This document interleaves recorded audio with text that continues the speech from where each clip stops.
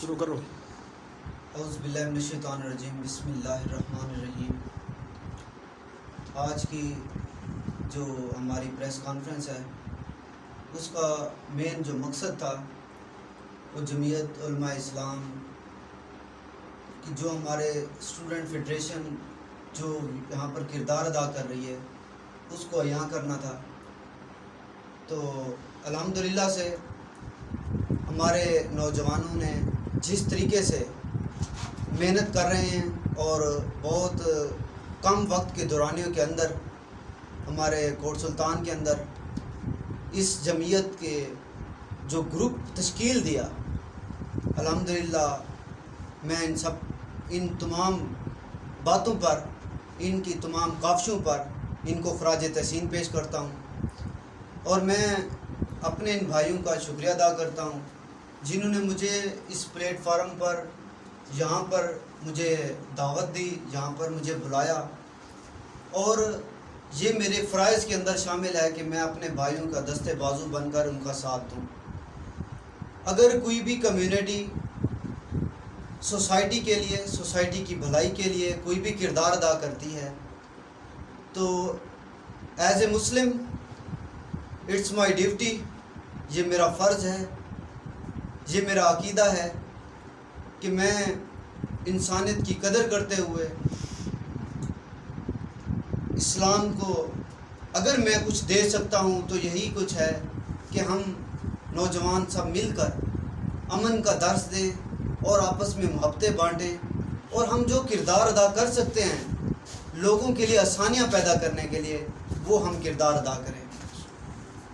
تو ابھی جو ہم نے پرسنلی طور پر جو میٹنگ کے بعد اور اس کے اندر جو ہماری کارنر میٹنگ کے اندر جو مین پوائنٹس تھے جو ہائی لائٹ کیے گئے، جو مختلف دوستوں نے ہائی لائٹ کیے، اس کے اندر سب سے جو اہم پیغام تھا وہ دین اسلام جس بنیاد پہ پھیلا تھا، اور ہمارے نبی اکرم صلی اللہ علیہ وآلہ وسلم نے ہمیں جس بات کی دعوت دی وہ لفظ صرف امن تھا، اور وہ لفظ پیسفل کنٹری.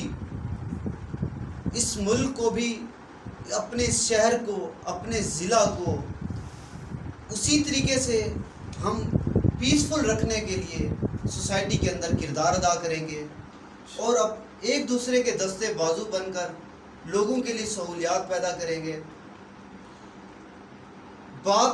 میں یہاں پر ایک واقعہ بیان کرتا چلوں کہ حضرت محمد صلی اللہ علیہ وآلہ وسلم تشریف فرما تھے کہ ایک بدو آیا، اور آتے ہی نبی علیہ وسلم کے دستے گریبان کو پکڑ لیا اور کچھ پیسوں کا تقاضا کیا.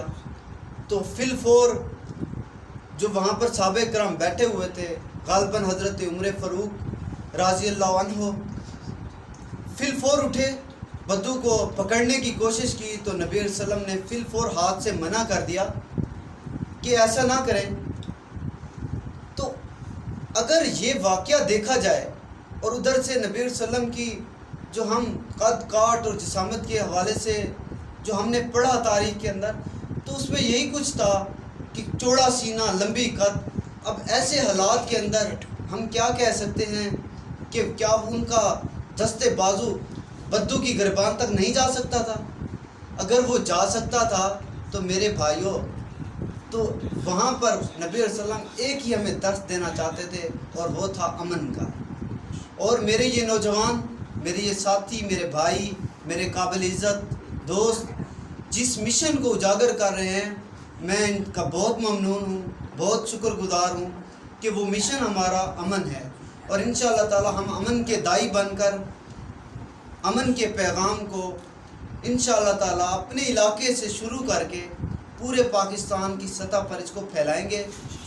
اور ہم امید کرتے ہیں جو ہمارے نوجوان طبقہ ہے، جو ہماری نوجوان نسل ہے، وہ بھی ہماری سوسائٹی کے اندر وہی کردار ادا کرے گی. ایز اے پولیٹکس میرا کوئی اپنا دستور ہوگا، میں کسی پارٹی کے ساتھ الحاق کرتا ہوں گا، لیکن اگر کیونکہ جو میرے نوجوانوں نے یہ پلیٹ فارم تشکیل دیا ہے، یہ نان پولیٹیکل پلیٹ فارم ہے جہاں پر ہم نے محبتیں بانٹنی ہیں، محبتیں ایک دوسرے کو دینی ہیں.